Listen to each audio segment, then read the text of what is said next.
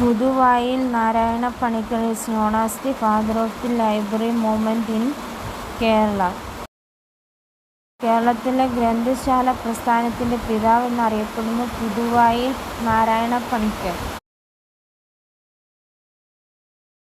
World Alzheimer's day is observed on September 21.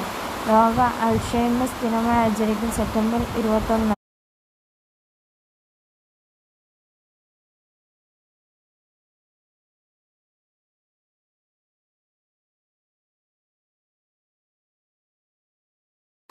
Raja Kesavadas established the Chala Bazaar in Thiruvananthapuram. തിരുവനന്തപുരത്ത് Chala market സ്ഥാപിച്ച രാജ കേശവദാസ് ആണ്. The publisher of the journal Deepika was Vaikom Abdul Khader Moulavi.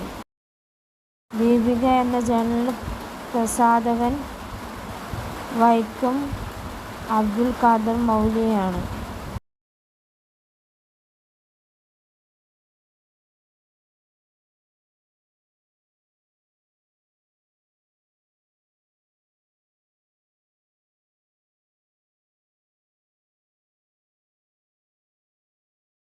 The Chinese traveler who visited Kerala in AD 49 is Mahuan.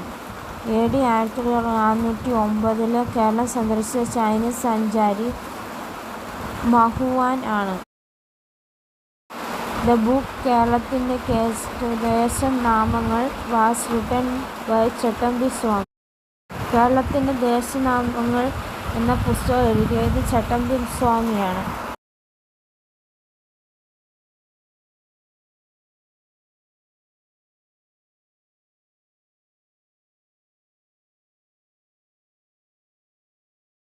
National voters day is observed on January 25.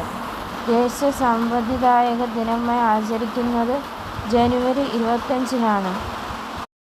The fifth and last visit of Gandhiji in Kerala was in the year 1937. ഗാന്ധിജിയുടെ കേരളത്തിൽ അഞ്ചാമത്തെ അവസാനത്തെ സന്ദർശനം 1937-ലായിരുന്നു.